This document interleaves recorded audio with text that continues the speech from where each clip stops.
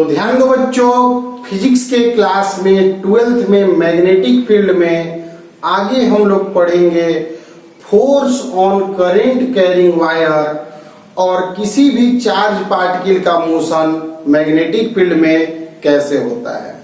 पिछले क्लास में हम कुछ बातों को पढ़े थे।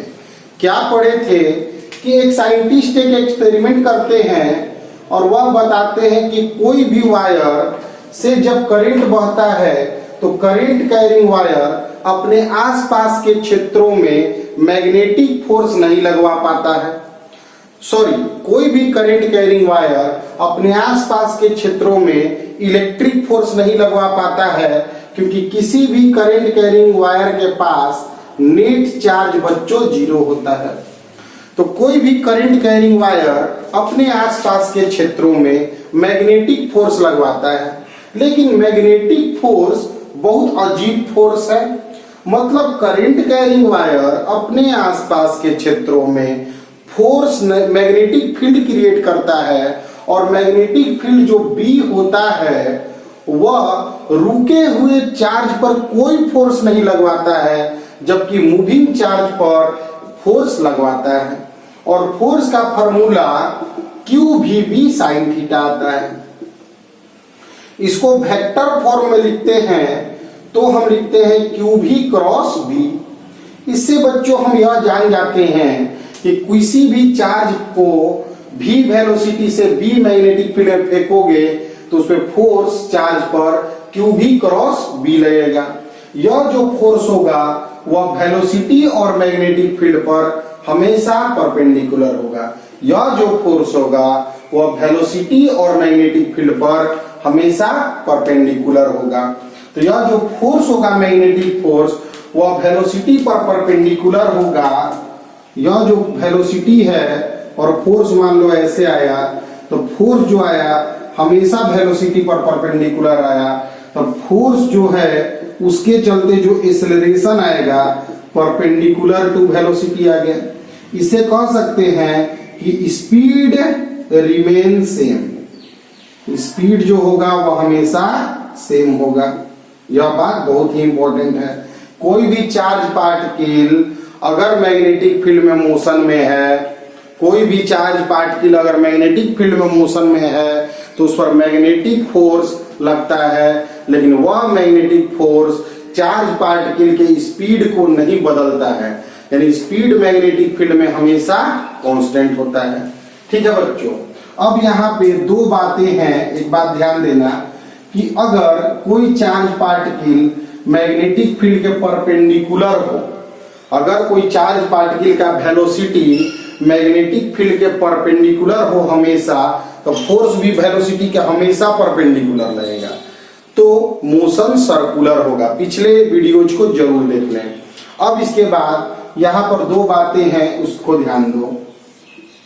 अगर एक मैग्नेटिक फील्ड है और इसमें चार्ज पार्टिकल को तुम फेंकते हो V वेलोसिटी से, थीटा अगर 0 होगा तो V 0 होगा, फोर्स 0 होगा और चार्ज होगा वह उसी लाइन में कांस्टेंट स्पीड से चलेगा। अगर परपेंडिकुलर मैग्नेटिक फील्ड में, अगर परपेंडिकुलर मैग्नेटिक फील्ड में किसी चार्ज पार्टिकल को वेलोसिटी देते हो तो वह सर्कुलर मोशन में होता है और रेडियस जो होता है वह mv/qb होता है। यह सब बात तुम जानते हो, पढ़े हो। ठीक है, यह सब बात पीछे हम बताए थे। अब आगे देखते हैं। ठीक है, अब आगे बढ़िया सा बात जो बोर्ड में कंपटीशन में पूछा जाता है बात, वह सब बात धीरे धीरे करके हम पढ़ाएंगे। इस चैप्टर में पूरा अंत तक जुड़े रहना है। बहुत ही शानदार चैप्टर यह बन कर आएगा। ठीक ना बच्चों, motion of charge particle in uniform magnetic field if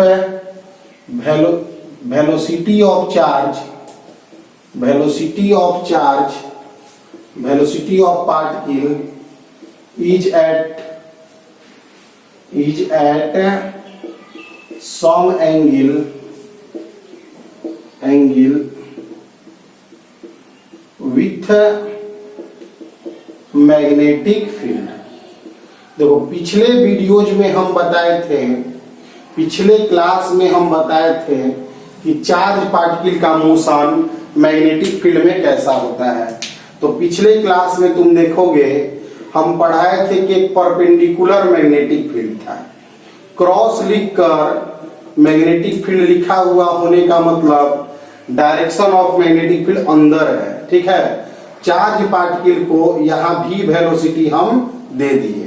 तो अगर किसी चार्ज पार्टिकल को तुम भी वेलोसिटी दे देते हो तो यह जो वेलोसिटी हो गया वो हमेशा मैग्नेटिक फील्ड पे परपेंडिकुलर हो गया।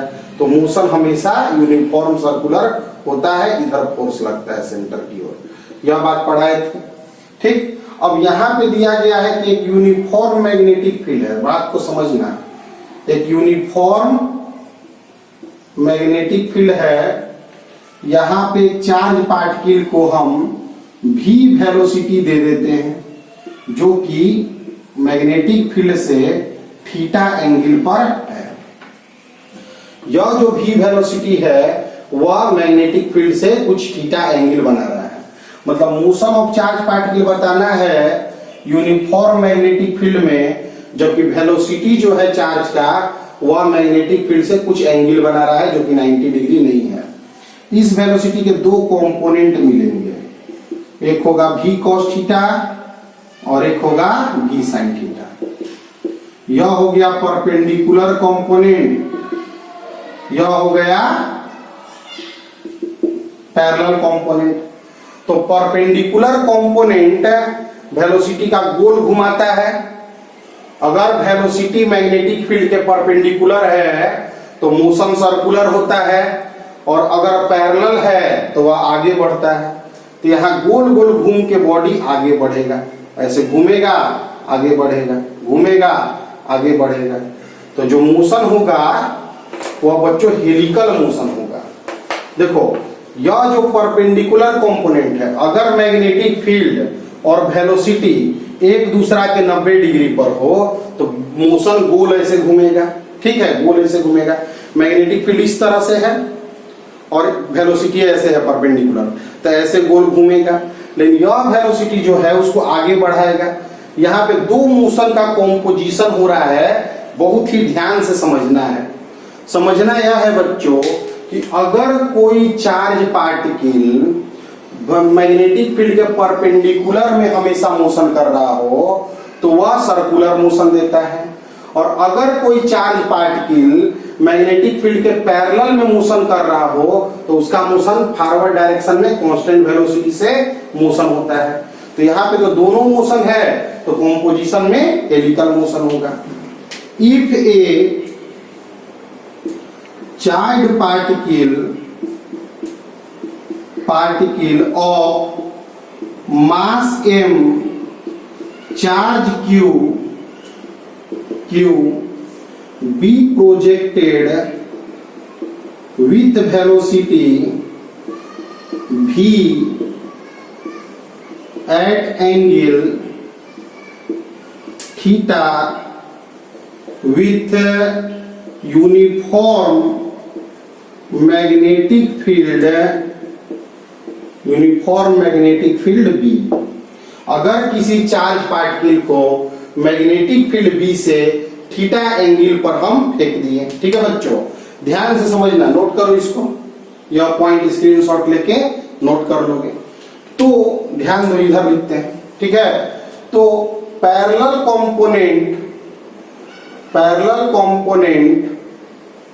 कंपोनेंट ऑफ वेलोसिटी, मतलब वेलोसिटी का वह कंपोनेंट जो मैग्नेटिक फील्ड के पैरेलल में है। Parallel component of velocity provides straight line motion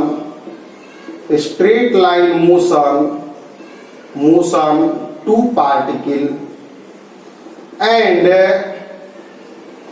perpendicular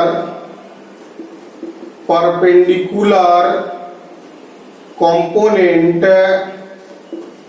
of velocity provides circular motion, circular motion.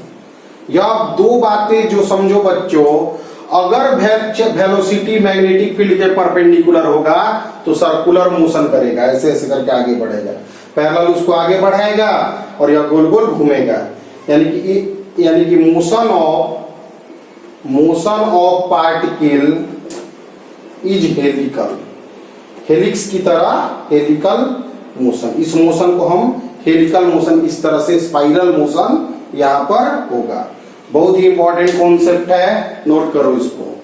अगर किसी चार्ज पार्टिकल को मैग्नेटिक फील्ड से कुछ एंगल पर हम फेंक देते हैं तो यह वेलोसिटी का दो कंपोनेंट आएगा, एक मैग्नेटिक फील्ड के परपेंडिकुलर मोशन में आएगा जो उसको सर्कुलर मोशन देगा, और एक पैरेलल में आएगा जो उसको स्ट्रेट लाइन सीधे मोशन देगा। तो इसे घूम घूम के आगे बढ़ेगा, घूम घूम के आगे बढ़ेगा। ठीक है बच्चों, हटाते हैं इसको। ध्यान से बढ़िया से बच्चों समझना है, ठीक है। अब यहाँ जो गोल गोल घूमेगा उसका भी एक सर्किल का रेडियस होगा, ठीक है। गोल गोल जो घूम रहा है उसका भी एक रेडियस होगा, उस रेडियस को समझो। तो रेडियस ऑफ सर्कुलर पाथ जो होगा यहाँ पर r बराबर वह होगा mv बाई क्यू बी। यहाँ भी जो है परपेंडिकुलर कंपोनेंट के चलते सर्किल बन रहा है। यहाँ जो भी जो है वेलोसिटी होगा, किस वेलोसिटी के कारण सर्किल बन रहा है, तो भी परपेंडिकुलर, तो यहाँ रेडियस हो जाएगा mv sine theta by q B. ठीक है। इस एक चक्कर को पूरा करने में टाइम क्या लगेगा, तो टाइम पीरियड हम जानते हैं। टाइम पीरियड होता है बच्चों 2 पाई m बाई क्यू बी। ठीक है। यहां से यहां के लेंथ को हम पिच बोलते हैं, पिच। एक सर्किल पूरा करके दूसरा का सर्किल यहां शुरू करेगा, फिर तीसरा सर्किल, तो इसके यहाँ पे पिच कहा जाएगा, यूनिफॉर्म लेंथ का पिच होगा। या पिच जो डिस्टेंस है वह क्यों कवर हो रहा है, तो पैरेलल कंपोनेंट ऑफ वेलोसिटी से, तो वेलोसिटी इनटू टाइम। तो पिच बराबर होगा, पिच मतलब डिस्टेंस है बाबू, ध्यान दो, पिच क्या है, डिस्टेंस है। तो पिच बराबर होगा स्पीड इनटू टाइम। तो क्या स्पीड के कारण आगे पार्टिकल बढ़ रहा है, तो इस speed v cos theta speed के कारण। और क्या टाइम है, तो 2 पाई m बाई क्यू बी। यह हो गया पिच का वैल्यू। तो इस मोशन में यही बात बस पढ़ना है। तो पूरे कॉम्पोजिशन में बस यह समझना है कि किसी भी चार्ज पार्टिकल को मैग्नेटिक फील्ड में मोशन कर दोगे तो एक्सपेरिमेंटली हम यह जाने कि किसी भी charge particle, moving charge particle पर मैग्नेटिक फील्ड में एक फोर्स लगता है, वह फोर्स क्यू भी क्रॉस बी होता है। वह फोर्स अगर चार्ज पार्टिकल मैग्नेटिक फील्ड के पैरेलल में हो तो उस पर कोई फोर्स नहीं लगता है, और अगर चार्ज पार्टिकल मैग्नेटिक फील्ड के परपेंडिकुलर में हो तो फोर्स लग के सर्कुलर मोशन देता है, और अगर किसी एंगल पर हो तो दोनों तरह के मोशन होंगे। इसलिए मोशन जो होगा बच्चों वह हेलिकल मोशन होगा। इसे नोट कर लोगे, हटाते हैं इसको, नोट करो और ध्यान से मेहनत से सभी बातों को समझो। पूरे मेहनत से हर एक चीजों को समझोगे तो उन्हीं चीजों को बच्चों सीख पाओगे। हम यह बात जानते हैं कि हम लोग यह बात जानते हैं, समझते हैं कि कोई भी चीज मेहनत से ही हम सीख सकते हैं। अच्छी तरह पढ़ के हम चीजों को सीखते हैं। आगे बातों को ध्यान दोगे बच्चों। मैग्नेटिक फोर्स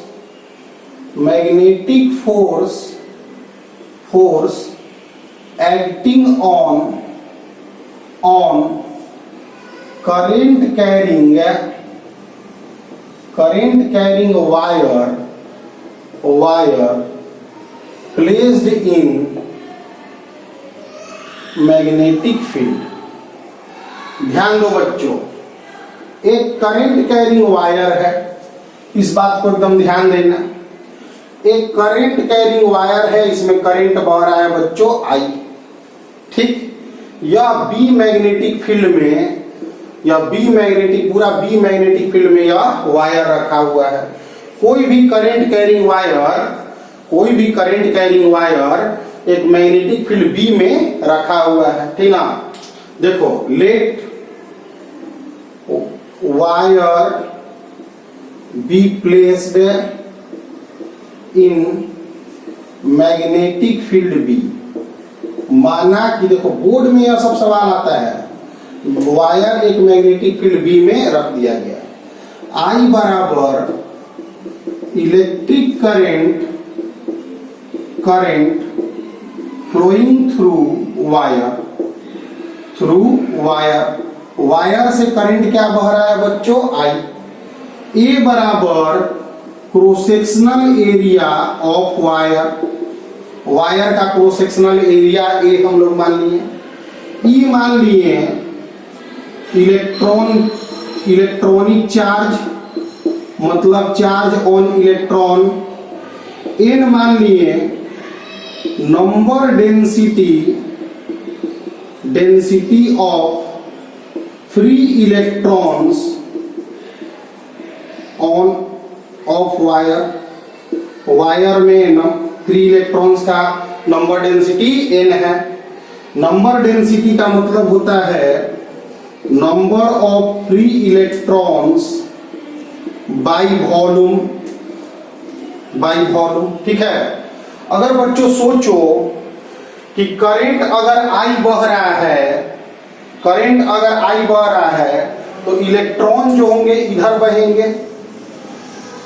अगर करंट I बह रहा है तो जो इलेक्ट्रॉन होंगे इधर अपोजिट टू करंट बहेंगे। एक छोटा सा लेंथ dl काट लो, छोटा सा एक लेंथ dl हम ले लेते हैं। तो नंबर ऑफ इलेक्ट्रॉन्स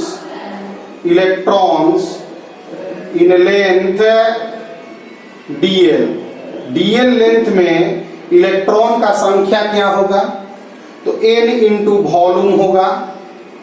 वॉल्यूम के प्लेस पर हम लिख सकते हैं NaDl। वॉल्यूम के प्लेस पर हम क्या लिख सकते हैं, area unit thickness, area A लिख दिए, थिकनेस क्या लिख दिए dl। तो number of electrons in length dl क्या हो गया, तो n इंटू वॉल्यूम हो गया। तो यहां पे क्या हो गया, NaDl हो गया। Charge, total charge in length dl में टोटल चार्ज क्या होगा, तो NaDl इंटू E। एक इलेक्ट्रॉन पर चार्ज होता है E, एक इलेक्ट्रॉन पर चार्ज होता है E, तो dl लेंथ में चार्ज क्या होगा, तो NaDl इंटू E।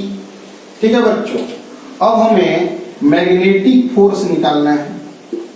छोटा सा लेंथ पे ले रहे हैं, मैग्नेटिक फोर्स Df होता क्या है, तो QV क्रॉस B। अगर कोई चार्ज मोशन में है, अगर कोई चार्ज बच्चों मोशन में है तो वह मैग्नेटिक फील्ड में भी है तो उस पर फोर्स लगेगा। और फोर्स का फॉर्मूला होता है QV क्रॉस B। तो DF बराबर हो जाएगा NaDl इंटू E, और V के जगह VD लिखेंगे, बच्चों। V के जगह क्या लिखेंगे, VD क्रॉस B। ध्यान दो, V के जगह पे हम लोग क्या लिख दिए, VD लिख दिए, क्योंकि इलेक्ट्रॉन का चार्ज इधर की ओर डायरेक्शन लेंगे तो हमारा क्या लिखा जाएगा, यहाँ पे चार्ज की जगह इलेक्ट्रॉन में माइनस लगा देते हैं, क्योंकि वह करंट का उल्टा डायरेक्शन हो गया। यहाँ पे इलेक्ट्रॉन पे चार्ज अगर हम साइन के साथ लेते हैं तो माइनस लिखना पड़ेगा। इलेक्ट्रॉन पे साइन क्या होता है, माइनस होता है। अब पूरा बात एक बार फिर से समझो। एक वायर है, मैग्नेटिक फील्ड B में रख दिया गया है, वायर से करंट I बह रहा है, वायर का एरिया A है, cross sectional area. E electron पे चार्ज है, वायर में number density of free electron n है, तो number of free electron by volume हो गया। वायर में एक छोटा सा लेंथ काट लिए dl, तो उसमें इलेक्ट्रॉन का संख्या क्या हो गया, नंबर क्या हो गया, NaDl। तो चार्ज क्या हो गया, तो NaDl इंटू E। चार्ज पता चल गया, तो चार्ज QV क्रॉस B होता है। यहाँ पे चार्ज इलेक्ट्रॉन पे माइनस होता है तो माइनस लिख दिए, VD लिख दिए। VD का जो डायरेक्शन होता है, इलेक्ट्रॉन के जो वेलोसिटी का डायरेक्शन होता है, वह करंट के उल्टा होता है। ठीक है, नोट करो इसको। नोट करेंगे इसको, हटाएं इसे, इधर हटाते हैं।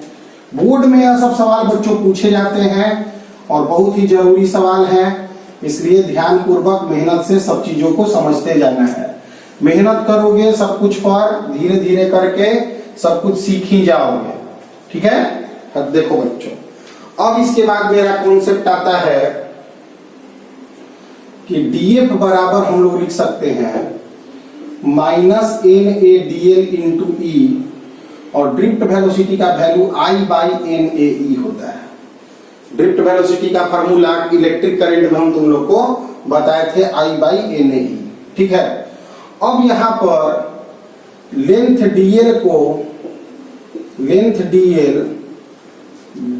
Is taken in the direction of current.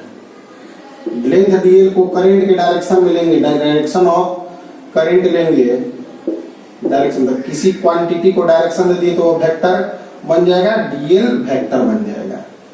Length DL को हम करंट के डायरेक्शन में लेंगे तो यह क्या बन जाएगा बच्चों, डीएल वेक्टर बन जाएगा। मतलब एक छोटा सा लेंथ ले लिए डीएल, उसका डायरेक्शन करंट के डायरेक्शन में ले लिया तो यह क्या बन गया, डीएल वेक्टर बन गया, ठीक ना। अब वीडी का डायरेक्शन था इधर और करंट का डायरेक्शन है वीडी के डायरेक्शन के उल्टा, तो दोनों में माइनस का फर्क होगा। तो इस टर्म को ध्यान देना, इस टर्म को डीएफ को बच्चों हम लिखेंगे अगर वेक्टर में तो N A I dl vector, ये तो है ही, बटा एन ए क्रॉस, बात समझो। ड्रिफ्ट वेलोसिटी को हम लोग लिख दिए हैं आई बाई एन ए, और इसका डायरेक्शन देने के लिए एक डीएल ले लिए, डीएल भाई करंट के डायरेक्शन में हो गया। यहाँ पे माइनस क्यों हटा लिए हैं कि अब ड्रिफ्ट वेलोसिटी का डायरेक्शन उल्टा था और डीएल का डायरेक्शन अपोजिट था, यानी कि वीडी का डायरेक्शन और डीएल का डायरेक्शन अपोजिट था, इसलिए माइनस मैनेज हो गया, ठीक है। तो यहाँ पे एन से एन कट गया तो डीएफ बराबर आ गया आई डीएल क्रॉस बी। बहुत ही इंपॉर्टेंट कॉन्सेप्ट है, डीएफ का वैल्यू आ गया I dl cross B, where I dl जो होता है करंट एलिमेंट कहा जाता है, करंट एलिमेंट। इस कॉन्सेप्ट से हमें यह सीखने को मिलता है कि कोई भी करंट कैरिंग वायर, किसी वायर कोई कंडक्टर से अगर करंट बह रहा है, किसी वायर से किसी कंडक्टर से अगर करंट बह रहा है, तो वह जो करंट कैरिंग वायर को अगर मैग्नेटिक फील्ड में तुम रख दोगे तो उसमें फोर्स लगेगा और फोर्स का वैल्यू आईडीएल क्रॉस बी होगा। एक्सप्रेशन निकालना बहुत आसान है, फोर्स का फॉर्मूला क्यू भी क्रॉस बी होता है। बी तो मैग्नेटिक फील्ड दिया है, किसी भी वायर में इलेक्ट्रॉन मोशन में होते हैं और उनका स्पीड वीडी होता है। चार्ज हम निकाल ही लिए हैं, भर दिए, माइनस क्यों लिखे हैं क्योंकि इलेक्ट्रॉन पर चार्ज माइनस होता है। वीडी के अपोजिट में करंट होता है इसलिए माइनस का बात हट जाएगा और डीएल को करंट के डायरेक्शन में वेक्टर ट्रीट कर लेंगे, यह बात आ जाएगा। हटा रहे हैं इसको मेहनत से नोट बना लेना और एक्सप्रेशन को प्रैक्टिस करना। एक्सप्रेशन हमेशा बच्चों प्रैक्टिस करते रहना है। अब कुछ टर्म्स इसमें बता रहे हैं, ध्यान पूर्वक बच्चों मेहनत से समझना, ध्यान दो। देखो ध्यान दोगे कि मान लो एक मैग्नेटिक फील्ड है, मैग्नेटिक फील्ड दिया हुआ है, मैग्नेटिक फील्ड है बी, इसमें एक वायर है उसमें करंट बह रहा है आई, इसका लेंथ है बच्चों ए, ठीक। तो इस पे क्या फोर्स लग रहा है बताना है। तो देखो फोर्स बराबर I d l B sine theta होता है। किसी भी करंट कैरिंग वायर को अगर मैग्नेटिक फील्ड में रख दोगे तो उसमें फोर्स लगता है I d l B sine theta. तो यहाँ पर आई डी एल मतलब लेंथ क्या है तो ए है, बी और क्या है साइन तो 90 डिग्री है। यह क्या है बच्चों 90 डिग्री। तो यहाँ पे जो फोर्स हुआ वह आई ए बी हो गया। अब डायरेक्शन देखना है हम लोग को, तो करंट है इस डायरेक्शन में। देखो फोर्स का डायरेक्शन जो होता है, फोर्स जो होता है वह होता है आई एल क्रॉस बी, ध्यान देना। तो पहले करंट का डायरेक्शन लेना है, क्रॉस प्रोडक्ट में डायरेक्शन देखने के लिए पहले करंट का डायरेक्शन फिर मैग्नेटिक फील्ड का डायरेक्शन। ठीक, क्रॉस प्रोडक्ट का डायरेक्शन देखने के लिए आई पर पहले हाथ रखेंगे, बी की ओर ले जाएंगे, फोर्स किधर लगा? ऊपर। यहाँ फोर्स किधर लगेगा बच्चों? ऊपर लगेगा। फोर्स का डायरेक्शन किधर होगा? यह फोर्स किधर लगेगा? ऊपर लगेगा। ऊपर कैसे जाने, इस बात को समझो बच्चों कि अगर किसी भी वायर में करंट बह रहा है और वह वायर मैग्नेटिक फील्ड में रखा हुआ है, तो करंट कैरिंग वायर अगर मैग्नेटिक फील्ड में रखा हुआ हो तो उस पर फोर्स लगता है और फोर्स का वैल्यू आई डीएल बी साइन थीटा होता है। यहाँ पे करंट ऐसे है, मैग्नेटिक फील्ड अंदर है, इसलिए 90 डिग्री बन गया, लिख दिए। क्लियर है बच्चों? अब यहां से अगला कॉन्सेप्ट आता है बाबू कि अगर एक सवाल है कि एक मैग्नेटिक फील्ड है, डॉट मैग्नेटिक फील्ड, ध्यान दो, क्रॉस मैग्नेटिक फील्ड एक दिया हुआ है। क्रॉस मैग्नेटिक फील्ड में बी मैग्नेटिक फील्ड है। क्रॉस कहने का मतलब जो मैग्नेटिक फील्ड हुआ वह अंदर रह गया, अंदर मैग्नेटिक फील्ड है। यहाँ एक वायर रख दिए, करंट बह रहा है आई, लेंथ है एल। ठीक, इसका मास m है, या नीचे नहीं गिर रहा है, या इक्विलिब्रियम में है। Wire is in equilibrium, find I. Find करना है हम लोग को करंट। बात ध्यान समझना, किसी भी करंट कैरिंग वायर को अगर मैग्नेटिक फील्ड में रख दोगे, पहले तो एम मास का बॉडी है, ग्रेविटी के कारण एक वायर पे mg फोर्स लगेगा। अब करंट है ऐसे, ध्यान देना इस डायरेक्शन को, करंट है ऐसे, अब मैग्नेटिक फील्ड है अंदर, तब current I cross B, cross product का डायरेक्शन पहले आई पर हाथ रखेंगे, बी की ओर ले जाएंगे, अंगूठा किधर है? ऊपर, तो फोर्स का डायरेक्शन ऊपर होगा।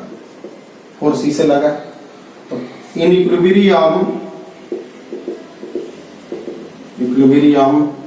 F बराबर होगा mg के, आई एल बी हो गया mg के बराबर, तो B बराबर I निकालना था हम लोग को, mg बाई एल बी। एक बात समझो, देखो इस तरह देखो, इसको ध्यान देना, इसको राइट हैंड ध्यान देना, ठीक है?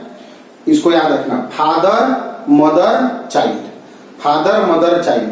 फादर मतलब फोर्स, फादर मदर चाइल्ड, ठीक है? इसको बच्चों ध्यान रखना। तो क्या होता है कि फोर्स ऊपर, ठीक है, फोर्स ऊपर, मैग्नेटिक फील्ड तुम्हारा अंदर है, मैग्नेटिक फील्ड तुम्हारा अंदर है। देखो लेफ्ट से देखा जाता है, ध्यान दो इसको, मैग्नेटिक फील्ड तुम्हारा अंदर है, मैग्नेटिक फील्ड अंदर, मैग्नेटिक फील्ड अंदर, करंट इधर और फोर्स ऊपर। ध्यान दो, मैग्नेटिक फील्ड अंदर, करंट यहां से इस लाइन की लाइन करंट दिखाया और फोर्स ऊपर। लेफ्ट हैंड से देखना है, इस तरह देखते हैं, मैग्नेटिक फील्ड अंदर, करंट इस उंगली से और फोर्स ऊपर अंगूठा से। Father mother child, force magnetic field current, इस तरह से लेफ्ट हैंड से हम डायरेक्शन को देखते हैं। क्लियर है बच्चों?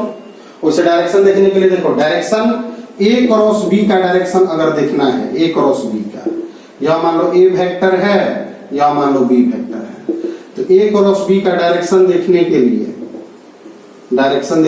हाथ, दाहिना हाथ पहले ए है तो ए पे रख देते हैं, अब बी की ओर घुमाते हैं, अंगूठा जिधर आता है वही तुम्हारा ए क्रॉस बी का डायरेक्शन होता है।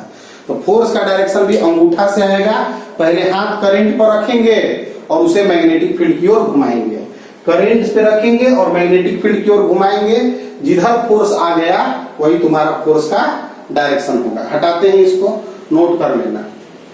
देखो ध्यान से, थोड़ा मेहनत करोगे ना, धीरे धीरे सब समझ जाओगे।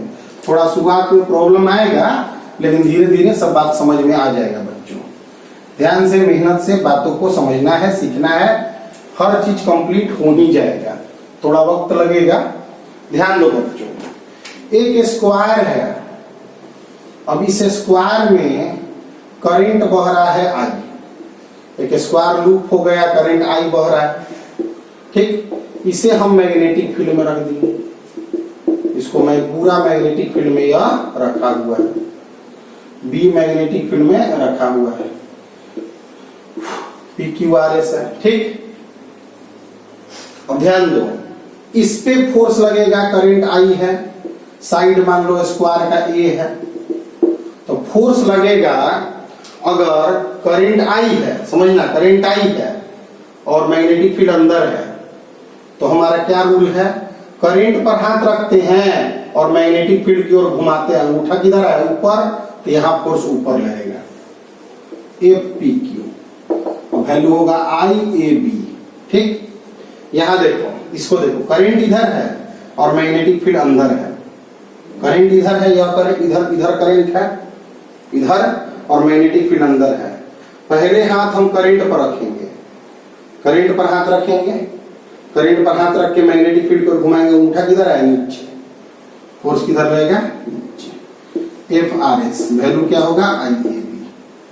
यहां देखो करंट है ऊपर, करंट है ऊपर, मैग्नेटिक फील्ड है अंदर, मैग्नेटिक फील्ड अंदर, करंट ऊपर, करंट पर हाथ रखना है और मैग्नेटिक फील्ड को घुमाना है, किधर अंगूठा इधर, तो फोर्स इधर, इस पे फोर्स इधर, तो net force on square loop, on square loop 0 होगा। उसी तरह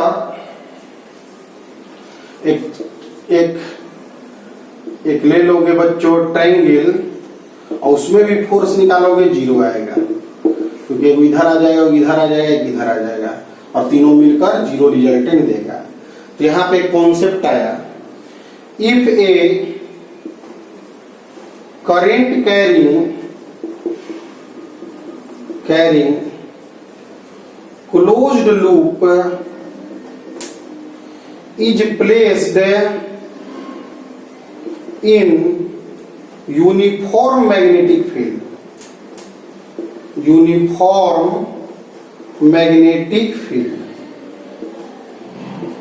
then net force on loop is 0, loop पर जो नेट फोर्स होगा वह 0 होगा। बहुत इंपॉर्टेंट कॉन्सेप्ट है, ध्यान देना। किसी भी करंट कैरिंग क्लोज लूप में देखो, कोई भी करंट कैरिंग वायर अगर मैग्नेटिक फील्ड में रखा हुआ है तो फोर्स लगेगा। स्क्वायर के लिए समझना आसान होता है, इस पर ऊपर फोर्स लगेगा, इस पे नीचे, इस पे इधर, इस पे इधर, सब एक दूसरा को काट देगा, 0 हो जाएगा। वैसे फोर्स का जो फॉर्मूला होता है ना, वह आइडियल क्रॉस बी होता है। डीएल एक वेक्टर है करंट के डायरेक्शन में, तो जब टोटल लूप लोगे तो डीएल क्या वैल्यू क्या हो जाएगा, डीएल वेक्टर का वैल्यू 0 हो जाएगा। डीएल वेक्टर का वैल्यू जब लोगे तो क्या हो जाएगा बच्चों, 0 हो जाएगा, इसीलिए फोर्स हमेशा 0 आ जाता है। वेक्टर लेंथ लोगे तो इनिशियल टू फाइनल लेंथ लोगे, और इनिशियल टू फाइनल में लेंथ 0 हो जाता है लूप में जहां से चले थे वहीं ना आ जाते हैं, इसलिए फोर्स हमेशा 0 हो जाता है। यह नोट पॉइंट बहुत इंपॉर्टेंट है, इसको नोट कर लोगे, इस बोर्ड को नोट कर लोगे। आगे देखो, अभी तक हम तुम लोगों को पढ़ाए हैं कि यदि किसी भी, ध्यान से समझो बच्चों, यदि किसी भी चार्ज पार्टिकल को मैग्नेटिक फील्ड में मोशन करेगा तो मैग्नेटिक फील्ड के कारण उस पर फोर्स लगेगा, और अगर चार्ज पार्टिकल मैग्नेटिक फील्ड का हमेशा परपेंडिकुलर है तो मोशन सर्कुलर मोशन होगा। अगर चार्ज पार्टिकल मैग्नेटिक फील्ड के एलोंग है तो कोई फोर्स नहीं लगेगा, उस पर 0 मोशन से स्ट्रेट लाइन पथ में चलेगा, और वह कुछ एंगल पर है तो हेलिकल मोशन करेगा, इस तरह से। ठीक, अगर कोई करंट कैरिंग वायर को मैग्नेटिक फील्ड में रख दोगे तो करंट कैरिंग वायर में इलेक्ट्रॉन फ्लो करता है, तो मूविंग इलेक्ट्रॉन पर मैग्नेटिक फील्ड के कारण फोर्स लगेगा, और वह फोर्स आइडियल क्रॉस बी होगा। यह एक्सप्रेशन ध्यान रखना, जहां डीएल एक वेक्टर है। इस बात को ध्यान रखते हुए एक सेमी सर्कुलर वायर है, देखो ध्यान दो, एक सर्कुलर लूप है, उसमें करंट बह रहा है आई, और बी मैग्नेटिक फील्ड में रख दिया गया, रेडियस है इसका आर, समझना। तो फोर्स क्या होगा, 0 होगा। किसी भी करंट कैरिंग क्लोज लूप को मैग्नेटिक फील्ड बी में रख देंगे, फोर्स लगेगा 0। और यहाँ पे सेमी सर्कुलर वायर है, semi circular wire. Magnetic field B में हम इसे रख रहे हैं, मैग्नेटिक फील्ड बी में इस बात को हम लोग रख रहे हैं। फोर्स का फॉर्मूला होता है आइडियल वेक्टर क्रॉस बी, मतलब वेक्टर लेंथ का मतलब होता है initial to final, initial to final. तो फोर्स एक्चुअली यहाँ होगा आई, लेंथ क्या है vector length 2r into b होगा। बहुत ही स्पेशल टर्म है यह डीएल लेंथ। यह लेंथ डीएल लेंथ नहीं होता है, डीएल लेंथ यह लेंथ होता है, वेक्टर लेंथ को डीएल कहते हैं। इनिशियल टू फाइनल पोजीशन में जो गैप है वह डीएल होगा, तो आई इंटू 2r into b होगा। बहुत इंपॉर्टेंट बात है बच्चों। इसी बात पे एक बात और समझो, ध्यान से समझना। ए साइड है, ए साइड है, ए साइड है, ठीक। यह जो है मैग्नेटिक फील्ड में रख दिया गया है, मैग्नेटिक फील्ड में रख दिया गया है, ठीक। तो फोर्स क्या होगा, तो आई लेंथ, तो ई वाला लेंथ लिया जाएगा ए और बी, यानी कि ए लेंथ मत लेना। इनिशियल टू फाइनल जो डिस्प्लेसमेंट होगा, ये डीएल एक वेक्टर लेंथ होता है, तो वेक्टर लेंथ शुरुआत लाइन और फाइनल लाइन के बीच में, यहाँ पे इनिशियल टू फाइनल 0 था, इसलिए फोर्स 0 आ रहा था। अब इस बात को बच्चों नोट कर लोगे। तो जो दो एक्सप्रेशन बताए हैं वो बोर्ड के लिए बहुत ही इंपॉर्टेंट एक्सप्रेशन है। और उसके बाद जो यह सब जो थ्योरी सिखा रहे हैं, डायरेक्शन देखने के लिए, ए क्रॉस बी का डायरेक्शन देखने के लिए अगर बच्चों डाउट हो रहा होगा तो मेरे प्लेलिस्ट में जाकर वेक्टर के क्रॉस प्रोडक्ट के वीडियो जरूर देख लें, जिससे तुम्हारा क्रॉस प्रोडक्ट का डायरेक्शन देखने का आसान हो जाएगा। ए क्रॉस बी के डायरेक्शन को देखने के लिए दाहिना हाथ का इस पोर्शन को ए वेक्टर पर रखते बी की ओर घुमाते, अंगूठा जिधर जाएगा वही फोर्स का डायरेक्शन होता है।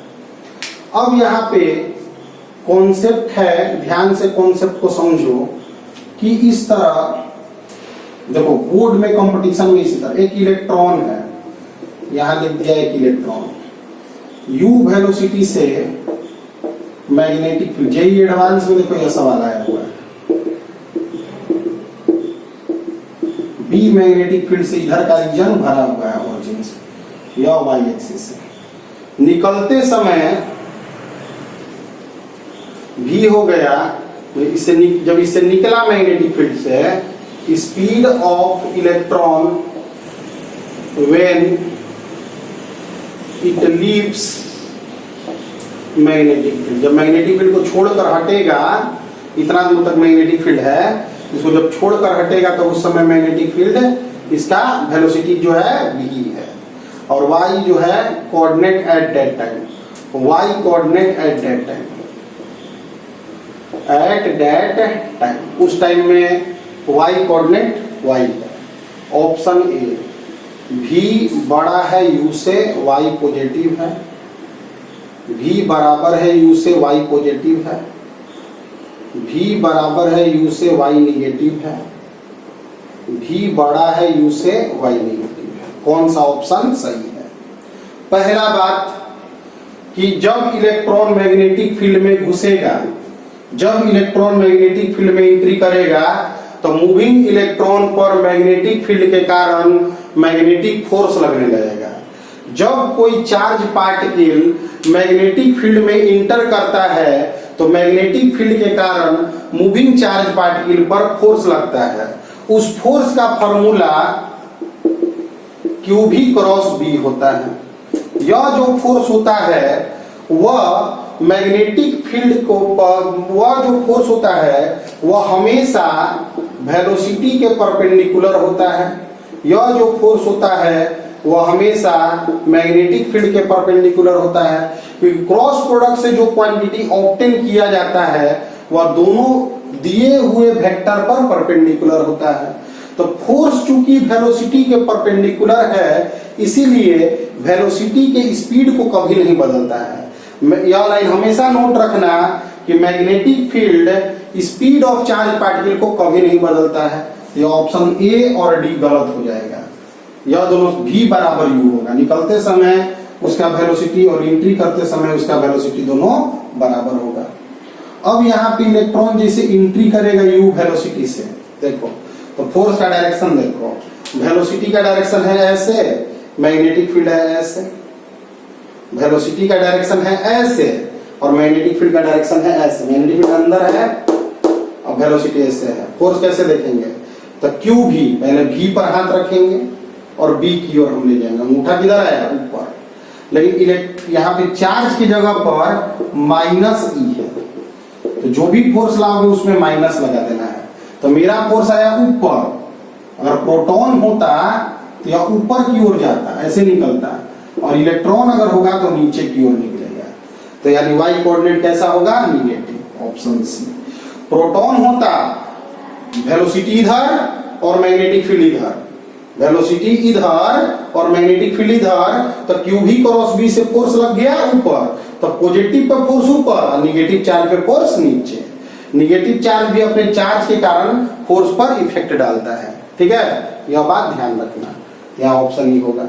बहुत इंपॉर्टेंट क्वेश्चन है, जेई एडवांस में आया हुआ है। वैसे कॉन्सेप्ट को समझने के लिए हम चीजों को बता रहे हैं कि यहाँ यह क्वेश्चन से दो बातें जो जाननी थी, पहला कि मैग्नेटिक कोई भी चार्ज पार्टिकल अगर मैग्नेटिक फील्ड में एंट्री करता है तो मैग्नेटिक फील्ड के कारण मूविंग चार्ज पार्टिकल पर फोर्स लगता है, और वह फोर्स हमेशा वेलोसिटी के परपेंडिकुलर होता है, जिसके कारण वह स्पीड को कभी नहीं बदलता है। यानी magnetic force speed of charge को कभी नहीं बदलेगा, इसलिए v बराबर हमेशा u होगा। दूसरा बात कि अगर कोई चार्ज पार्टिकल का पॉजिटिव चार्ज है तो और निगेटिव चार्ज है तो दोनों पर मैग्नेटिक फोर्स के डायरेक्शन अपोजिट होंगे, ठीक ना। हटाते हैं इसको। बहुत इंपॉर्टेंट क्वेश्चन है बच्चों, ध्यान से समझना। देखो बहुत ही ध्यान से समझना, ऐसे सवाल बहुत पूछे जाते हैं और कंपटीशन में भी जेईई एडवांस का यह सवाल है। अब ध्यान से समझो। अब क्वेश्चन दिया गया है, यह भी सवाल बहुत इंपॉर्टेंट सवाल है। एक मैग्नेटिक फील्ड है, समझो, एक मैग्नेटिक फील्ड है और उस मैग्नेटिक फील्ड में बी मैग्नेटिक फील्ड है और उसका लेंथ मैग्नेटिक फील्ड के रीजन का लेंथ एल है। एक क्यू चार्ज पार्टिकल प्लस ही लो, भी वेलोसिटी से एंट्री कर रहा है, ठीक। या रीजन फर्स्ट मान लेते हैं, या रीजन सेकंड मान लेते हैं, या रीजन थर्ड मान लेते हैं, ठीक। तो फाइंड भी, हमें भी निकालना है, हमें भी पता करना है such that particle enters into region third. इतना वेलोसिटी बताओ कि पार्टिकल थर्ड रीजन में आ जाए। देखो बच्चों, अगर कोई चार्ज पार्टिकल मैग्नेटिक फील्ड में एंट्री करेगा तो उस पे मैग्नेटिक फोर्स लगेगा। मैग्नेटिक फोर्स उसको घुमाएगा, डायरेक्शन बदलता है। देखो यहाँ पे एक नोट पॉइंट क्या है, if a charge particle moves in perpendicular magnetic field, perpendicular magnetic field में चार्ज पार्टिकल अगर मूव करता है then motion is circular. Motion कैसा होता है, सर्कुलर होता है। तो अगर यह घुसा तो सर्कुलर मोशन होकर ऐसे मोशन आके निकल के आ जाएगा इधर, और स्पीड ज्यादा होगा तो ऐसे निकलेगा, और स्पीड ज्यादा होगा तो ऐसे निकलेगा, और स्पीड ज्यादा होगा तो ऐसे निकलेगा, और स्पीड ज्यादा होगा तो इसमें आ जाएगा। समझो ध्यान से अब कि अगर इधर भी मैग्नेटिक फील्ड होता तो गोल घूम जाता है। मैग्नेटिक फील्ड में, परपेंडिकुलर मैग्नेटिक फील्ड में चार्ज पार्टिकल अगर एंट्री करता है तो सर्कुलर मोशन करता है, लेकिन मैग्नेटिक फील्ड इतना ही दूर तक है, यहां से एंट्री कर रहा है तो गोल घूम के ऐसे निकल के आ जाएगा, यानी यह रेडियस होगा। तो रेडियस जो होगा, स्पीड ज्यादा होगा तो रेडियस बढ़ेगा, स्पीड ज्यादा होगा तो रेडियस बढ़ेगा। अगर रेडियस एल से ज्यादा हो जाए तो थर्ड रीजन में एंट्री कर जाएगा, घूम के वापस जाएगा, क्योंकि मैग्नेटिक फील्ड में परपेंडिकुलर मैग्नेटिक फील्ड में चार्ज अगर आता है तो सर्कुलर मोशन होता है, यहाँ आधा रीजन तक मैग्नेटिक फील्ड है तो सेमी सर्किल बना के निकल जाएगा इधर। लेकिन अगर समझना ध्यान से, अगर स्पीड बढ़ाओगे तो रेडियस बड़ा होते जाएगा, बड़ा होते होते अगर ज्यादा स्पीड कर दोगे तो इधर रीजन थर्ड में आ जाएगा। तो रीजन थर्ड में particle enters into region third if radius जो होगा वह लेंथ से बड़ा हो, यानी mb बाई क्यूबी एल से बड़ा हो। तो v बराबर q B by l by m. यह भी जेई एडवांस में आया हुआ क्वेश्चन है। तो आज के क्लास में कुछ न्यूमेरिकल्स जो बताए गए हैं, जो इस तरह के थ्योरी बताए जा रहे हैं, प्रॉब्लम बताए जा रहे हैं, वो थोड़े बड़े लीग के क्वेश्चन है। वैसे दोनों थ्योरी को समझ लेना और मेहनत करना बच्चों। हटा रहे हैं इसको, बहुत ही इंपॉर्टेंट कॉन्सेप्ट है। अगले क्लास में देखो हमारे पास बहुत, देखो मैग्नेटिक फील्ड अगर पूरा पढ़ लोगे ना, बोर्ड का तो गारंटी है ही, हर कंपटीशन में क्वेश्चन बना दोगे। बस पूरा पकड़ के बढ़िया से एकदम पढ़ना है। अब एक क्वेश्चन बताते हैं एचसी वर्मा का, इसलिए क्योंकि तुम लोग घर पर एचसी वर्मा मैग्नेटिक फील्ड बनाना है। ध्यान दो बच्चों, क्वेश्चन है कि मैग्नेटिक फील्ड दिया है, मैग्नेटिक फील्ड का वैल्यू दिया है 7i minus 3j cross go into minus 10 to the power minus 3 tesla. अब चार्ज पार्टिकल